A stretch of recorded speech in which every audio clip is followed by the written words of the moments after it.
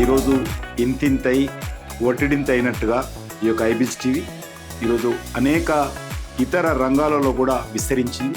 ఈరోజు మళ్ళీ HYBIZ event organisation కొత్తది ఈరోజు స్థాపించుకోవడం చాలా సంతోషము.